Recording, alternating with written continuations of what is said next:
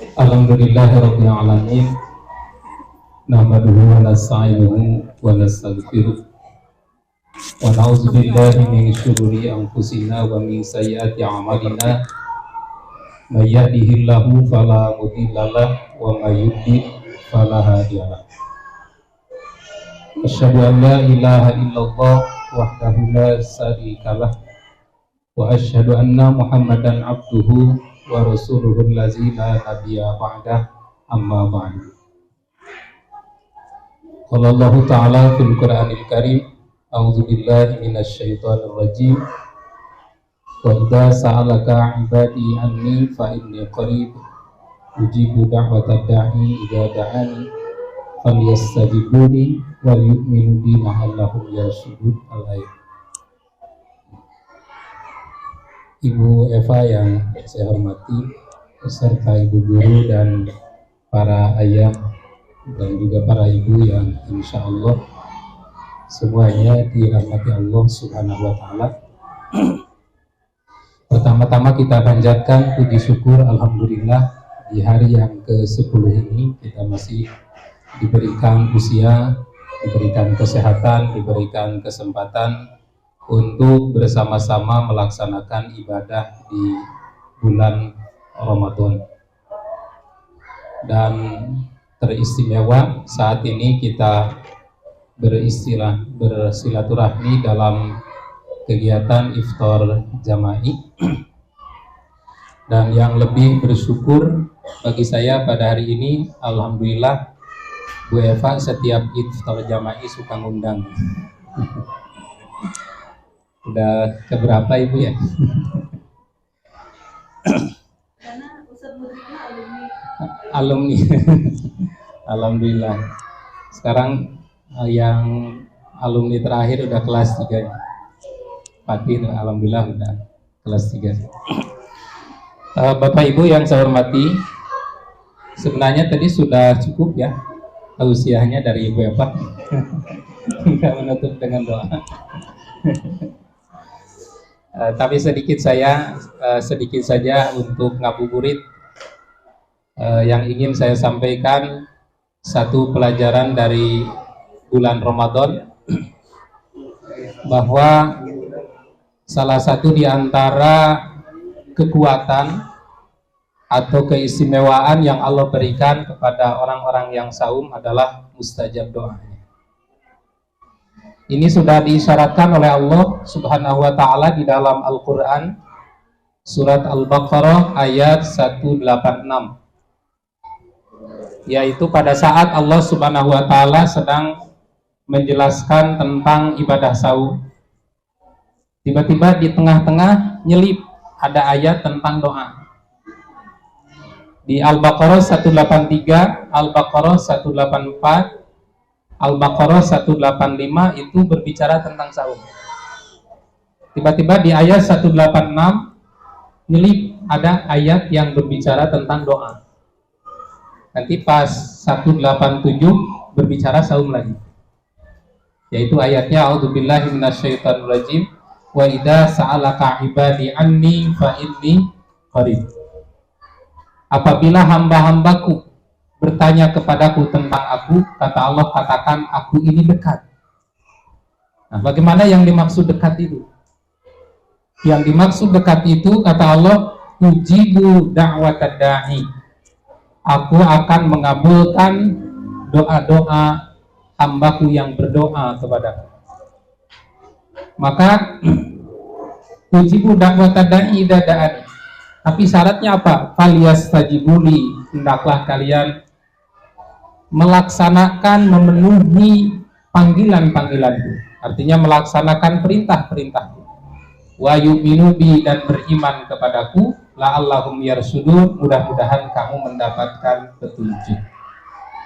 Nah, dari ayat ini menunjukkan bahwa bagi orang-orang yang saum itu ada fasilitas khusus, yaitu doa-doanya insya Allah mustajab.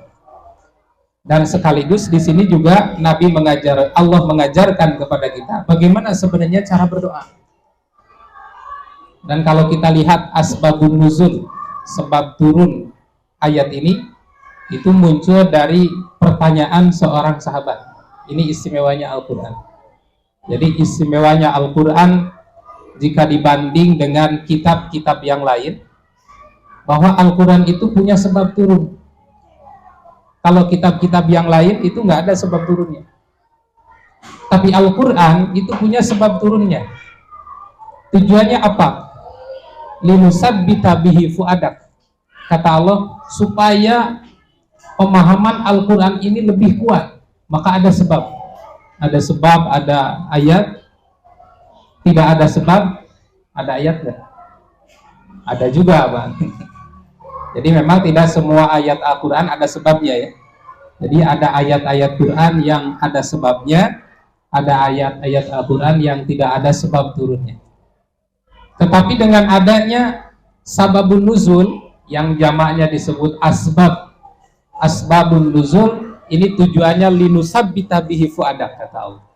Supaya Al-Quran ini lebih kuat dipahami oleh kita, lebih tertancap di dalam hati.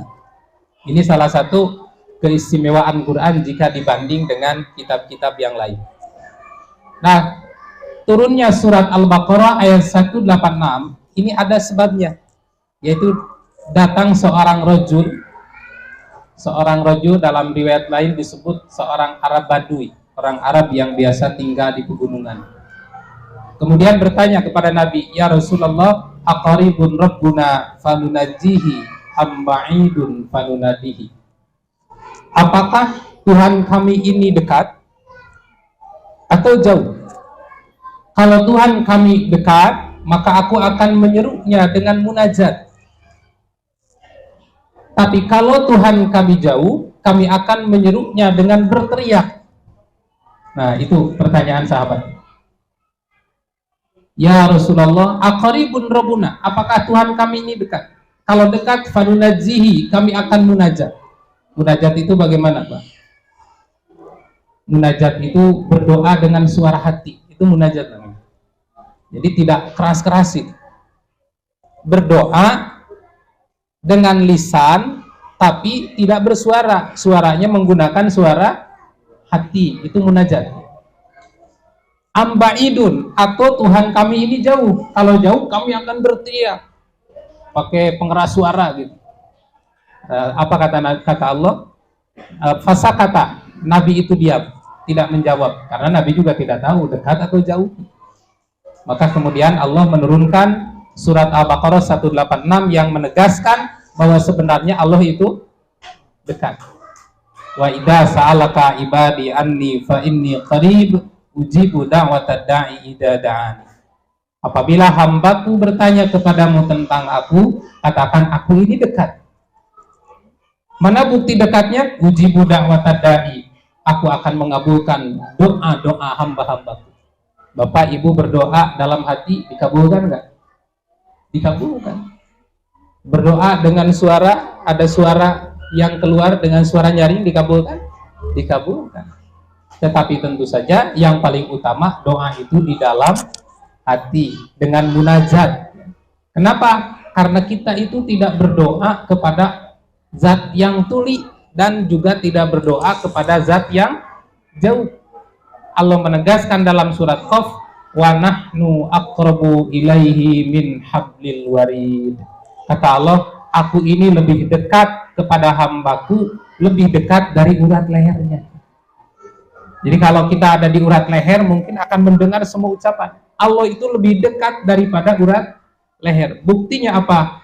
Harapan si hamba baik diucapkan atau tidak diucapkan akan Allah kabulkan. Nah, ayat ini diselipkan oleh Allah di pertengahan ayat-ayat saum. Maka kata para mufassir, ini adalah bimbingan, arahan atau ibroh bagi kita semua bahwa fasilitas yang Allah berikan kepada as-shaimun, as-shaimat, laki-laki yang saum dan wanita yang saum adalah mustajab doanya. Dan ini juga disebutkan oleh Nabi dalam salah satu hadis. Kata Nabi, salah satun la turaddu da'watuhum. Ada 3 kelompok yang doanya nggak akan ditolak. Dalam arti pasti akan dikabulkan. Pertama siapa? as-shaimu hatta yuftira, orang yang saum sampai berbuka. Nah, kata Al-Imam An-Nawawi ini menunjukkan bahwa ketika Bapak Ibu sedang saum, dari mulai kapan? Tulu'il fajri, terbit waktu fajar, yang di situ dimulai dikumandangkan azan subuh, atau ada azan subuh atau tidak ada azan, pokoknya terbit waktu fajar gitu. Jadi kalau sudah Allahu Akbar, Bapak Ibu harus berhenti makan. Jangan Allahu Akbar, nggak apa-apa, dah belum tamat azannya. Nah, tekaci Pak, ada la sauma fi, tidak ada saum. Jadi kalau sudah Allahu Akbar masih makan masih minum, berarti saumnya batal, karena sudah harus berhenti masih makan masih minum. Makanya di kita ada ikhtiyar imsak 5 menit sebelum azan. Itu salah satu hikmahnya adalah jangan sampai pas masih azan makanan masih di mulut gitu. Kita belum minum. Nah, ini harus hati-hati Pak, karena banyak yang abai dalam persoalan ini. Adzan sudah berkumandang, dia masih makan, dia masih minum. Jadi waktu saum itu min tulu'il fajri ila ghurubi syams. Nah, bagi orang-orang yang as-shaimun, da'watun la turadu, ada doa yang tidak tertolak.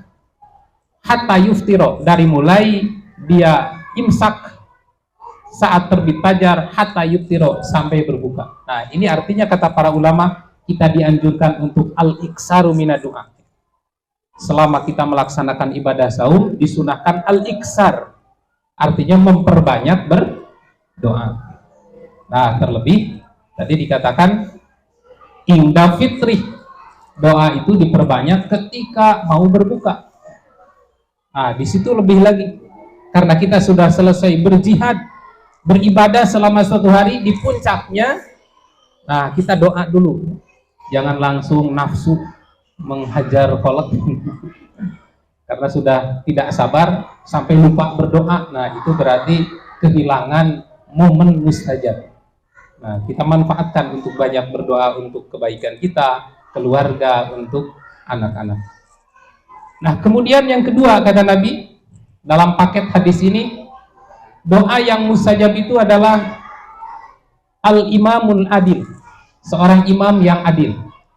Jadi kalau kita dipilih oleh Allah menjadi imam, baik itu imam dalam sekup kekuasaan kecil, imam keluarga, atau imam tingkat RT, tingkat RW, tingkat desa, kecamatan, kemudian kabupaten, wilayah, sampai jadi imam negara, kalau kita bisa memimpin dengan seadil-adilnya, doanya mustajab.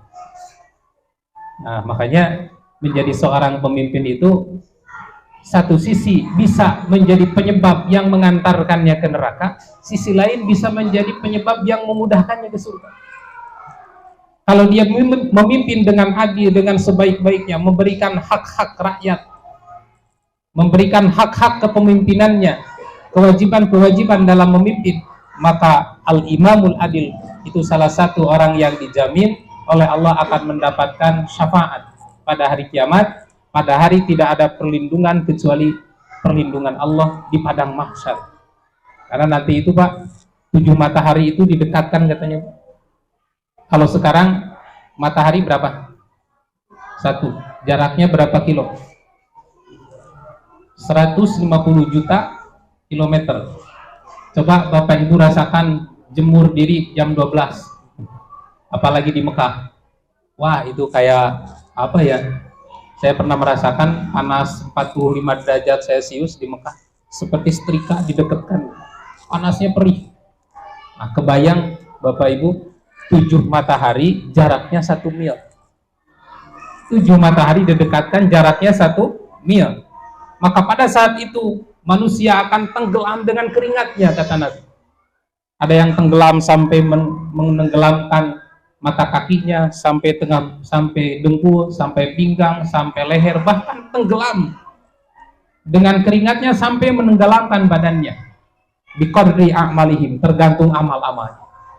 Nah, ada 7 kelompok yang akan diselamatkan oleh Allah, tidak akan kepanasan, akan mendapatkan naungan arsy Allah. Salah satunya adalah imamun adil, seorang imam yang adil.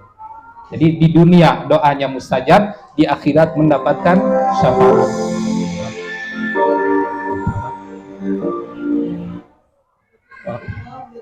Bluetooth.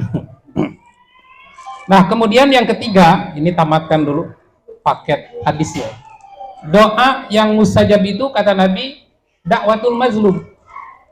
Jadi dalam paket hadis itu yang ketiga, doa-doa yang mustajab itu adalah dakwatul mazlum, doa orang-orang yang dizolim.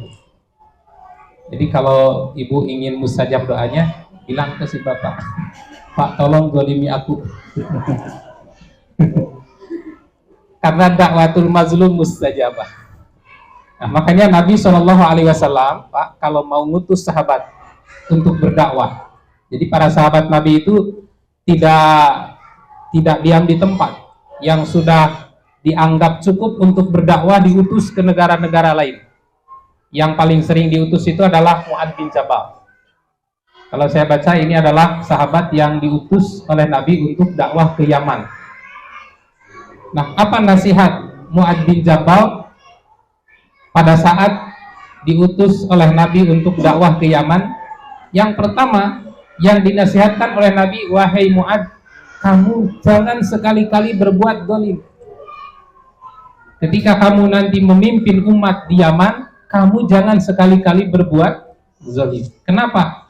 Karena dakwatul mazlum mustajabah. Doa orang yang dizolim itu mustajab. Malah saya baca dalam salah satu hadis ada penjelasan tambahan, wa in kana kafiron au fajiron.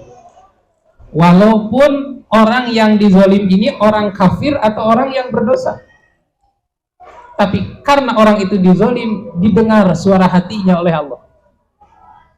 Nah, makanya Umar bin Khattab itu sangat wanti-wanti dan sangat takut terhadap doa-doa mazlum. Satu saat Umar bin Khattab ini menugaskan Amr bin As untuk memimpin negeri Mesir.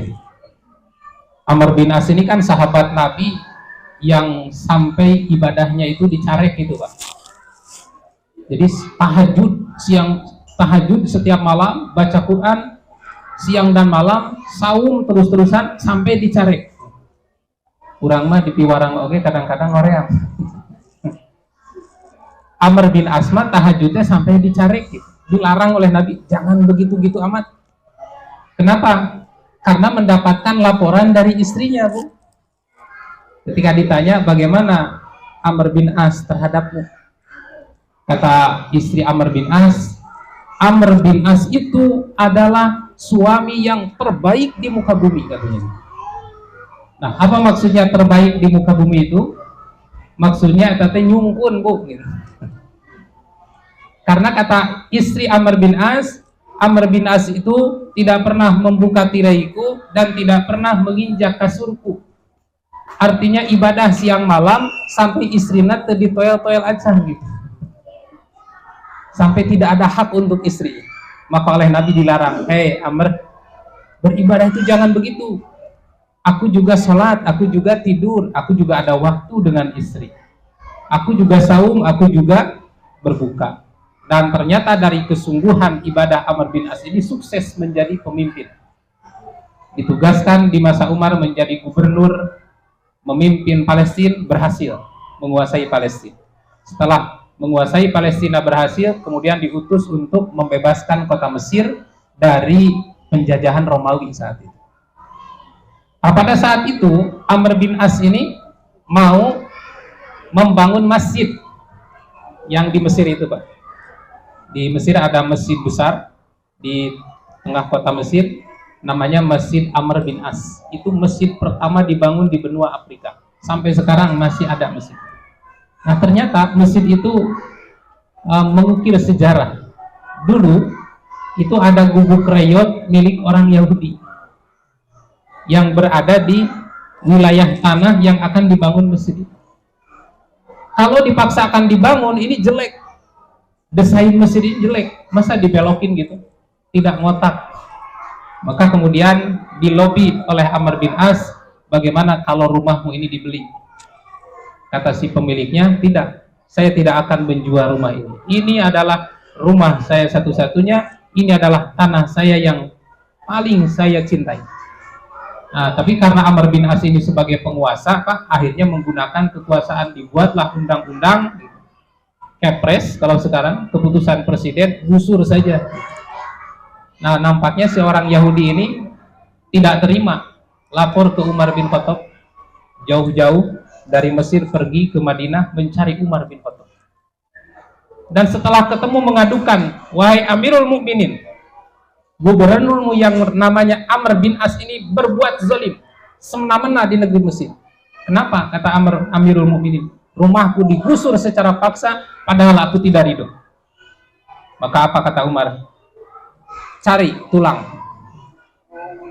unta, kemudian dicari, diserahkan, buatlah 2 garis, Bu. 1 garis vertikal, garis lurus, 1 garis horizontal. Ini kasih ke gubernur kamu.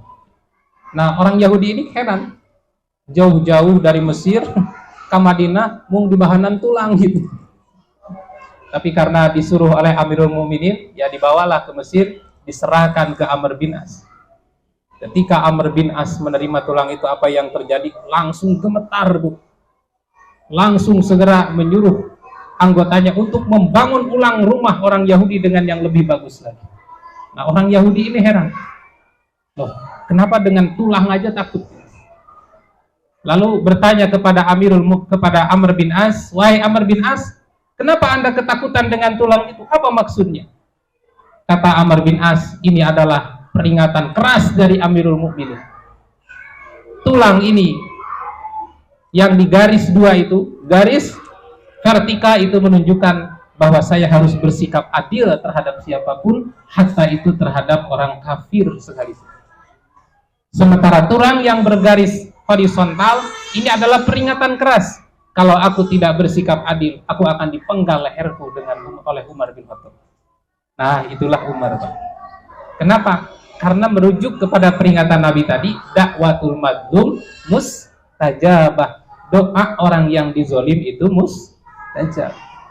Jadi di samping kezaliman itu, kata Nabi, akan menjadi kegelapan pada hari kiamat. Orang yang zolim itu sulit masuk surga, di dunia juga bisa mendapatkan azab. Azabun fi dunya wa azabun fil akhir. Dia akan mendapat azab di dunia ataupun juga azab di akhirat. Nah, itu 3 paket.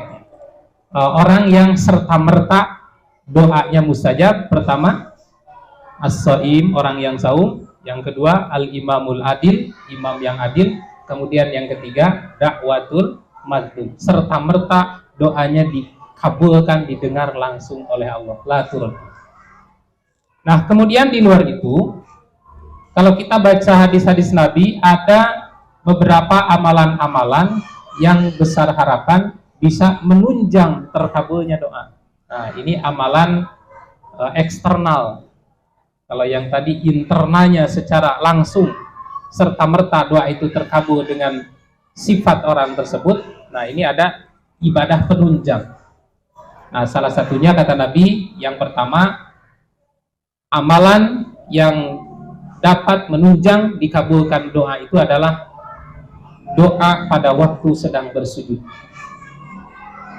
Nabi Shallallahu Alaihi Wasallam bersabda, "Aqrabu ma yakunul abdu min rabbih wa huwa sajidun." Waktu yang paling dekat, yang paling akrab, bainal abdi wa rabbih, antara hamba dengan Tuhannya, wa huwa sajidun, yaitu berdoa pada saat sedang bersujud. Nah, makanya Nabi mengingatkan, fa'aksiru doa, perbanyaklah berdoa di waktu sujud, faqaminun ayyustajabalakum, karena besar harapan berdoa di waktu sujud itu akan dikabulkan oleh Allah Subhanahu wa taala. Nah, kita tahu bahwa doa-doa pada waktu sujud, bacaan-bacaan pada waktu sujud itu kan ada banyak macam tasbih. Ada subhana rabbiyal a'la, kemudian subuhun kudusun robun malaikati waruh. Kemudian yang paling disukai oleh Rasul, dan ini yang terus dibaca di akhir hayatnya adalah Subhanaka Allahumma Rabbana wa bihamdika Allahumma firli. Nah, doa ini yang paling sering dibaca oleh Rasul di akhir hayat. Karena doa ini sebagai takwil, Bu, dari surat An-Nasr. An-Nasr. Idza ja'a nasrullahi wal fath wa ra'aitan nasa yadkhuluna fi dinillahi afwaja fasabbih bihamdi rabbika wastaghfir innahu kana tawwaba. Surat itu cuma 3 ayat. Ini adalah surat yang terakhir turun pada saat Nabi Shallallahu Alaihi Wasallam sedang melaksanakan ibadah haji. Makanya walaupun pendek, surat ini termasuk Madaniyah, Pak. Karena penisbatan Makkiyah Madaniyah itu sebenarnya bukan terkait dengan tempat turun. Nah, kita kan orang awam menduga kalau disebut Makkiyah itu kalau turun di Mekah, kalau Madaniyah turun di Madinah. Kami turun di Thaif, surat naon? Surat Thaifiyah gitu. Ayana turun di Jedahiyah. Nah, ternyata kata para ulama ahli Al-Quran, yang disebut Makkiyah Madaniyah itu nisbat kepada periode tinggal. Ya.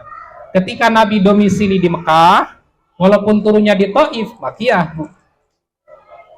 Ketika Nabi sudah pindah ke Madinah, sudah menetap di Madinah, walaupun surat itu turun di Mekah, Madaniyah. Nah, makanya kalau Bapak Ibu baca tafsir tentang surat Idza Ja'a Nasrullah atau An-Nasru, itu akan disebut oleh para mufassir Makki Madaniyatun. Surat itu Madaniyah. Dan ini adalah surat terakhir yang berisi pertama berita gembira, yang kedua berita kematian Rasulullah, yang ketiga perintah untuk banyak bertasbih. Berita gembiranya apa? Pertama, Allah menyampaikan idza jaa nasrullahi wal fath, ketika datang pertolongan Allah dan pembebasan kota Mekah. Artinya di situ Allah menyampaikan bahwa bebasnya kota Mekah dikuasai kembali oleh umat Islam bukan karena kehebatan Nabi, bukan karena kehebatan sahabat, bukan karena jumlah kaum muslimin banyak, tapi itu adalah nasrullah, murni pertolongan Allah. Makanya ketika membebaskan kota Mekah, ada pertumpahan darah nggak? Nggak ada. Begitu datang Nabi dan para sahabat, orang kafir langsung nyara rumput, menyerahkan tanpa ada persyaratan apa-apa. Padahal sebelumnya, ketika Nabi dan para sahabat mau ke kota Mekah, perang dulu. Jadi gambarannya seperti kalau sekarang Bapak Ibu mau masuk ke Masjidil Aqsa gitu. Kan itu nggak bisa lenggang kangkung begitu aja. Ketika kita mau masuk ke Masjidil Aqsa, harus nunggu dulu izin Yahudi di situ. Kadang pisahnya keluar, kadang enggak kan, terserah mau-maunya dia aja. Karena masih dikuasai oleh mereka. Nah, gambaran sederhananya, kota Mekah sebelum bebas itu seperti Masjidil Aqsa, dikuasai oleh orang kafir saat itu. Nah, ketika pada tahun ke-7 Hijriah Allah berikan kota Mekah itu kepada kaum muslimin, dan ini adalah murni pertolongan Allah. Kemudian yang kedua, ini berita gembira yang sekaligus juga berita duka. Kata Allah, saya dukhulunan nasa fi dinillahi afwaja. Orang-orang akan masuk Islam, akan masuk agama Allah, akan memeluk agama Allah afwaja, dengan berkelompok-kelompok. Jadi setelah idza ja'a nasrullahi wal fath, sayadkhuluna fi dinillahi afwaja. Orang-orang akan masuk Islam itu serta-merta tanpa ada paksaan. Padahal di awal-awal boro-boro afwaja. Afwaja itu kalau saya baca Pak dalam tafsir itu berkabilah-kabilah. Kalau di awal-awal Islam 1 orang masuk Islam, 2 orang masuk Islam, 3 orang masuk Islam. Nah, setelah ayat itu turun, Allah mengatakan nanti orang masuk Islam, 1 kampung masuk Islam, 1 kabilah masuk Islam. Dan masuk Islamnya ini tidak ada paksaan, nggak perlu berdarah-darah. Nah, artinya kalau umat Islam, orang-orang masuk Islam dengan tanpa paksaan berkelompok-kelompok, tugas Nabi selesai atau belum? Selesai. Kalau orang-orang masuk Islam tanpa harus didakwahi keras, bring satu kampung masuk Islam. Tanpa harus berdarah-darah, satu kabilah masuk Islam. Artinya tugas Nabi sudah selesai. Maka Nabi memahami ayat ini berita kematianku semakin dekat. Oleh karena itu kata Allah, fasabbih bihamdi rabbika wastaghfir. Kamu harus banyak bertasbih, banyak memuji Allah, banyak memohon ampun. Innahu kana tawwaba, karena Allah itu maha penerima taubat. Makanya Pak, di dalam hadis disebutkan, kata para sahabat, tidak ada nabi yang aktsar ijtihadan fi umuril akhirah, yang paling banyak bersungguh-sungguh dalam urusan akhirat, sampai kakinya bengkak-bengkak karena lama berdiri. Ada orang mah bengkak teh karena asam urat, badannya kurus kering. Nabi jadi banyak menangis dan sedikit tertawa, kecuali setelah turun ayat ini. Kenapa? Karena Nabi faham saat-saat kematianku semakin dekat. Dan ternyata betul, Bu. Setelah surat An-Nasr ini turun, Nabi itu hanya diberi kesempatan hidup 85 hari. Tidak lama kemudian setelah itu wafat. Dan yang menarik dari situ, menjelang wafatnya Nabi menghabiskan seluruh hartanya. Nabi kurban berapa ekor? 100 ekor. Nah, pemi ibu terang enjing bade maut bade disiapkeun mah. Asepkeun lah kanggo masjid karena besok akan mati. Nah, Nabi paham waktu kematiannya sudah dekat, dihabiskan seluruh hartanya. Makanya Nabi itu termasuk orang yang tidak meninggalkan harta waris. Nabi tidak meninggalkan harta waris, semua hartanya itu jadi harta sedekah. Termasuk rumahnya. Rumah Nabi itu kan ada berapa? Ada 9 yang berada di sebelah Di sebelah selatan, sebelah selatan Masjid Nabawi. Itu rumahnya letter L. Satu atap, tapi ada pintu-pintu keluar untuk pindah-pindah giliran gitu. Nah, itu semua diwakafkan untuk masjid. Jadi Nabi itu tidak meninggalkan hak waris. Tapi ini hanya khusus untuk Nabi. Bapak Ibu mah nggak boleh. Tidak boleh sampai menghabiskan harta sehingga ahli waris nggak kebagian. Ini hanya khusus untuk Rasulullah Sallallahu Alaihi Wasallam. Kenapa? Karena Nabi faham sebentar lagi akan wafat.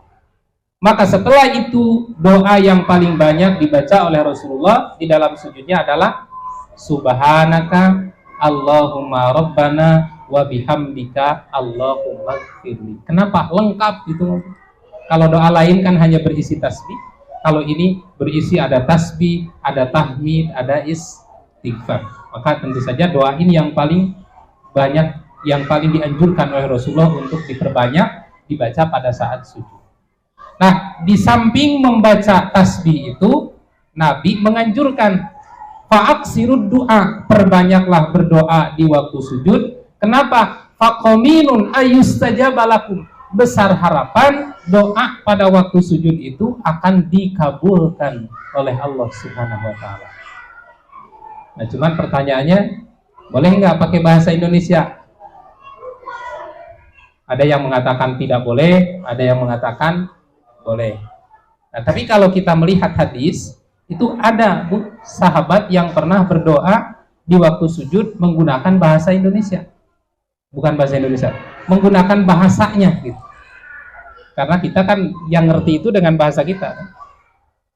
Pada saat itu ada seorang badui ikut sholat berjamaah di Masjid Nabi.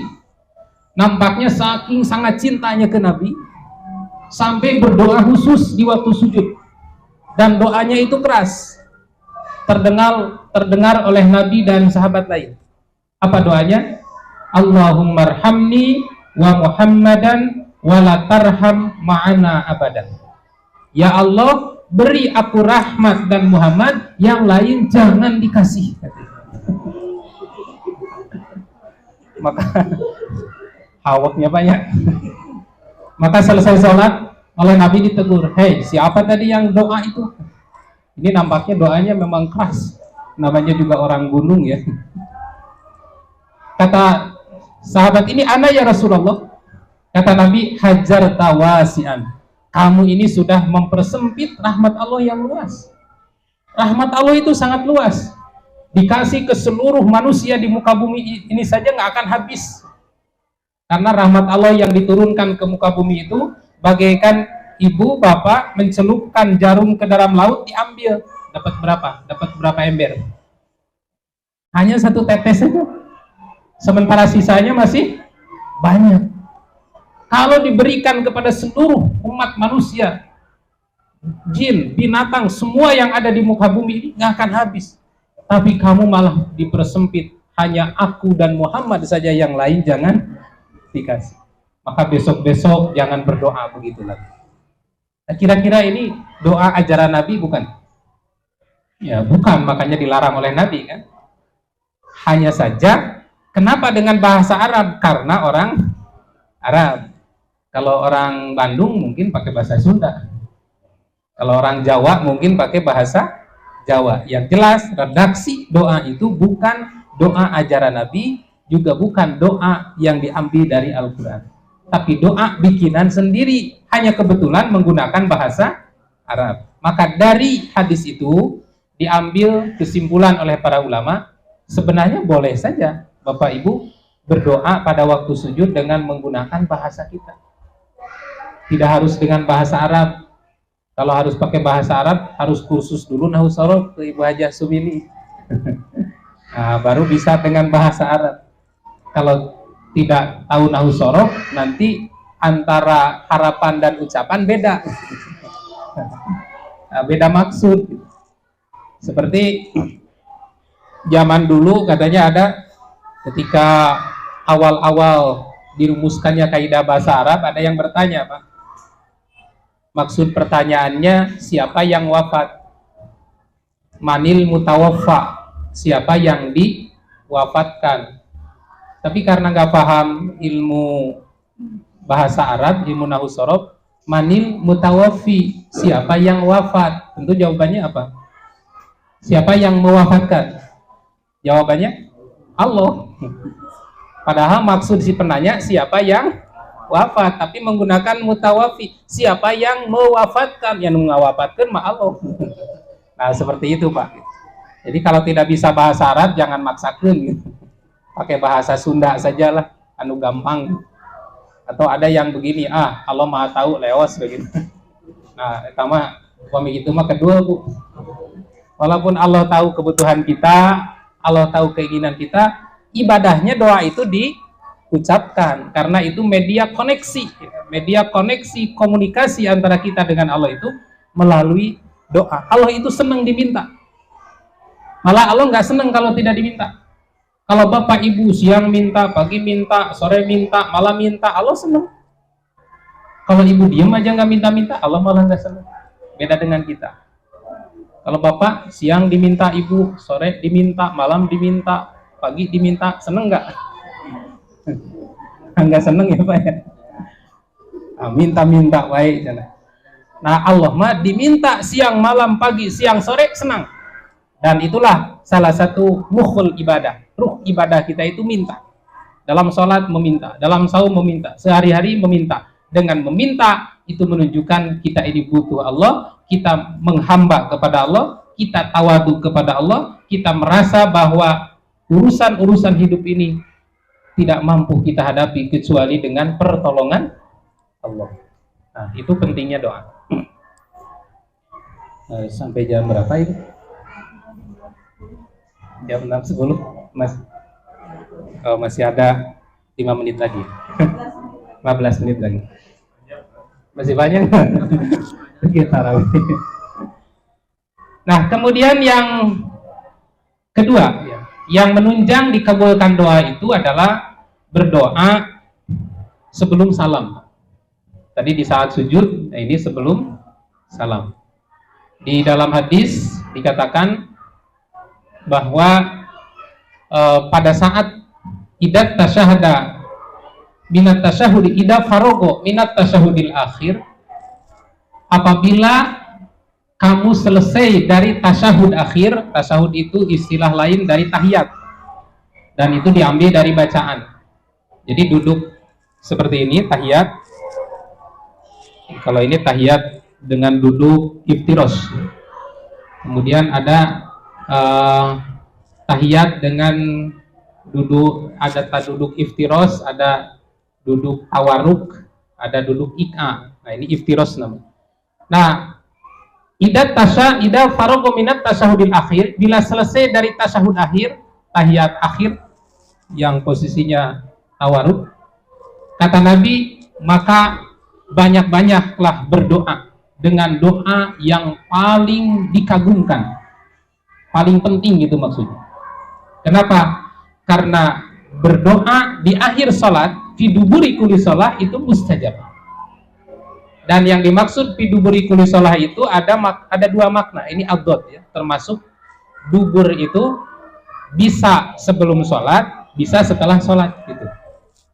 Karena ada yang membatasi makna dubur itu sebelum sholat. Kalau setelah sholat itu sudah bukan dubur lagi, sudah khariz katanya gitu.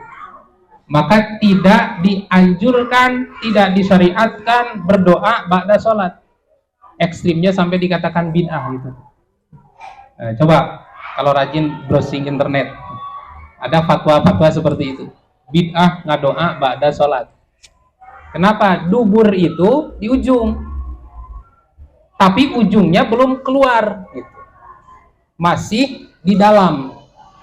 Dubur itu, mohon maaf ya, belakang kita itu dubur disebutnya. Belakang sholat, ujung sholat. Nah, sehingga ada sebagian ulama yang berpendapat kalau sudah keluar dari sholat itu sudah tidak mustajab lagi doanya. Itu mah hanya diperintahkan untuk istighfar dan zikir saja, sudah tidak ada syariat doa. Maka doa itu yang benar masih di dalam sholat itu. Nah, padahal sebenarnya kalau kita kaji secara ilmu bahasa Arab, kata duburi kulli sholah itu bisa bermakna akhir masih di dalam sholat, bisa bermakna akhir sudah keluar dari sholat. Nah, dalilnya apa? Ketika Bapak Ibu merayakan hari raya Idul Adha, takbirnya berapa hari? 5 hari. Ya. Kalau Idul Fitri hanya dari ba'da subuh sampai sholat Id, sampai sholat Idul Fitri. Tapi kalau Idul Adha dari subuh tanggal 9 Arafah sampai asar tanggal 13 hari Tasyrik Dzulhijjah. Berarti 5 hari, 9, 10, 11, 12, 13. Kapan takbirnya? Siang malam duduk di masjid? Ternyata fi duburi kulli shalah. Takbirnya itu di setiap dubur salat. Kapan waktunya zuhur salat itu? Apakah sebelum salam? Allahu Akbar, dan salam atas beres, Assalamualaikum warahmatullahi. Assalamualaikum warahmatullahi, begitu? Ternyata tidak. Begitu selesai Assalamualaikum warahmatullahi wabarakatuh, Assalamualaikum warahmatullahi wabarakatuh, baru breng saja Nabi dan sahabat itu takbiran. Nah, ini dubur dalam arti khariz. Jadi di akhir sholat itu setelah sholat. Makanya ada hadis yang mengatakan, ya Rasulullah, ayu du'ai asma. Doa yang bagaimana yang paling asma? Yang paling asma itu yang paling didengar oleh Allah. Saciduh metu, saucap nyata. Besar kemungkinan ditolaknya, tapi besar kemungkinan dikabulkannya. Kecil kemungkinan ditolak, besar kemungkinan dikabulkan. Kata Nabi, ad-du'a'u asma fi duburi kulli shalah. Doa yang paling didengar Allah adalah setiap dubur sholat, artinya ba'da sholat di situ. Nah, sampai ada doa-doa yang diajarkan oleh Nabi, baca ini, baca ini, baca ini. Kemudian yang kedua, makna zubur itu bisa dalam arti sebelum salam, qabla salam. Setelah innaka hamidum majid. Di situ ada banyak doa yang diajarkan Nabi. Nah, seperti salah satu doanya, Allahumma inni a'udzubika min azabil qabri wa min azabin nar wa min fitnatil mahya wal mamat wa min fitnatil masihid dajjal. Aku berlindung dari azab kubur. Aku berlindung dari azab jahanam. Aku berlindung dari fitnah hidup dan fitnah mati. Yang dimaksud fitnah hidup dan fitnah mati itu ada ulama yang mentakwil itu maksudnya fitnah di masa tua, fitnah di masa muda, dan fitnah menjelang mati, katanya di masa tua gitu Pak. Kenapa? Karena kalau diartikan fitnah di masa mati, kalau sudah mati masih digoda setan nggak Pak? Setan udah selesai tugasnya Bu. Begitu Bapak Ibu meninggal, setan selesai tugasnya. Sampai di situ. Kita mati, setan nggak ikut mati. Cuman sudah dapat pelajaran dari hasil menggoda kita. Dia mencari nasabah baru lagi. Ya, diterapkan ya. Tilas ngagoda Ibu Haja Sumini terapkan lah kayak Ibu iya. Karena Ibu Haja Sumini ge pernah tumbang ke godaan dia. Jadi itulah makanya kita nggak akan pernah kuat bertarung dengan setan itu kecuali dengan pertolongan Allah. Maka ketika ada godaan-godaan untuk melakukan dosa-dosa, apa kata Nabi? Fasta'id billah, segera mohon perlindungan kepada Allah, minta tolong kepada yang menguasai. Kenapa? Karena setan melihat kita, kita tidak melihat setan. Kira-kira Bapak kalau bertarung dengan orang yang tidak terlihat, musuh dengan yang tidak terlihat, bakal menang gak Pak? Mau nonyok gak ya tonyokin anak jujur karena punuk gitu. Tapi Allah melihat setan, setan melihat Allah enggak. Makanya hanya Allah lah yang mampu mengendalikan setan. Itulah sebabnya ketika ada keinginan melakukan dosa, fasta'id billah. Kata Nabi, segera mohon perlindungan kepada Allah. Kenapa? Karena kalau kita lawan, kita tidak melihat setan, setan melihat kita, nyeleh terus. Tapi mohonlah perlindungan kepada Allah. Kenapa? Allah melihat setan, setan tidak bisa melihat Allah. Nah, saat meninggal, selesai tugasnya.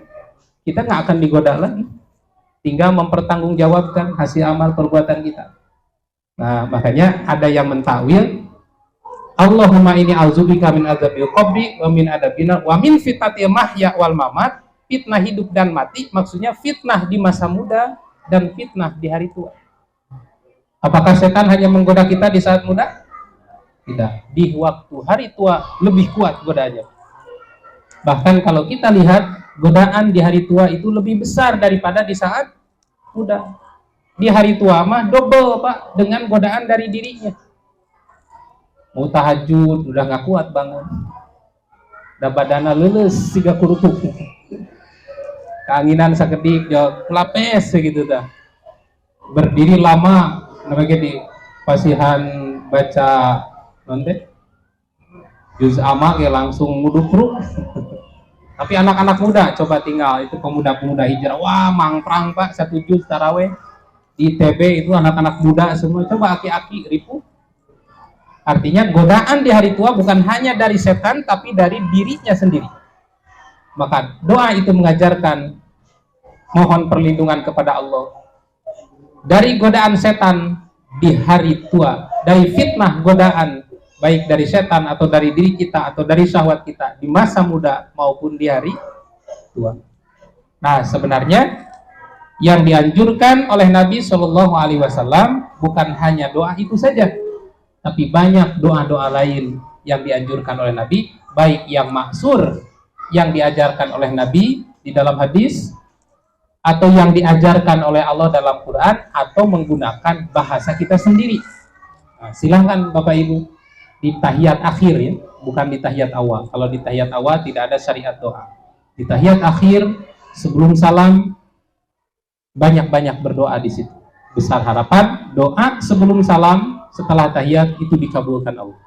Kemudian yang kedua ba'da salam atau duburis sholah dalam arti ba'da sholah, setelah tasbih, setelah istighfar, setelah tasbih, setelah zikir, lanjut dengan memperbanyak berdoa. Nah itu dua amal atau dua amal ya yang dapat menunjang dikabulkan doa, yaitu fis sujud wa duburi kulli sholah, di saat sujud dan di luar sholat. Nah, saya kira sudah cukup untuk diakhiri. Saya cukupkan sekian. Mudah-mudahan kajian pagi ini, kajian sore menjelang buka ini menjadi ilmu yang bermanfaat untuk kita semua. Alhamdulillah Bapak Ibu yang dirahmati Allah Subhanahu wa taala, dari awal sampai akhir kegiatan kita berjalan dengan hikmat. Mudah-mudahan langkah-langkah Bapak Ibu ke tempat ini hingga nanti pulang ke rumah menjadi butiran-butiran amal soleh di sisi Allah Subhanahu wa taala, dan juga ibadah-ibadah kita pada hari ini diterima oleh Allah Subhanahu wa taala. Kita memohon mudah-mudahan Allah memberikan kepada kita usia yang panjang dalam keadaan barokah, sehat walafiat, memberikan kekuatan, istiqomah dan kemudahan selama kita melaksanakan ibadah saum di bulan Ramadan ini. Rabbana ighfir lana wa li walidayna wa lil mu'minina yauma yaqumul hisab. Rabbana hab lana minas sholihin. Rabbana hab lana min azwajina wa dzurriyyatina qurrata a'yun waj'alna lil muttaqina imama. Rabbana la tazarna fardan wa anta khairul warisin. Rabbana innana sami'na munadiya yunadi lil iman.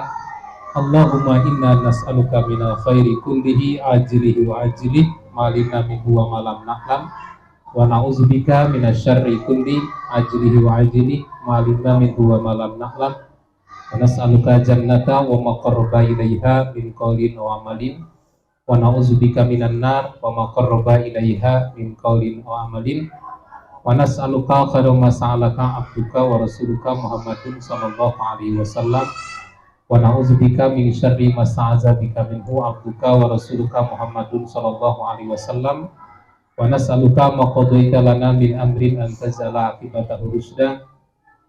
Allahumma ahsin akibatana fil umurina kulliha wa ajilna min khizyi dunya wa azabil akhirah. Allahumma inna nas'aluka khairal mas'alah wa khairal du'a wa khairal ilmi wa khairal najat wa khairal hayat wa khairal mamat wa sabitna wa saqil mawazina wa haqqiq imanana wa rfa' darajatana wa taqabbal salatana wa nas'alukal ula binal jannah. Rabbana atina fid dunya hasanah wa fil akhirati hasanah wa qina azabannar. Demikian Bapak Ibu yang saya hormati, terima kasih atas segala perhatian dan mohon maaf apabila ada kekurangan dan kesalahan. Aku lupa lihada wa astaghfirullah li wa lakum. Assalamualaikum warahmatullahi wabarakatuh.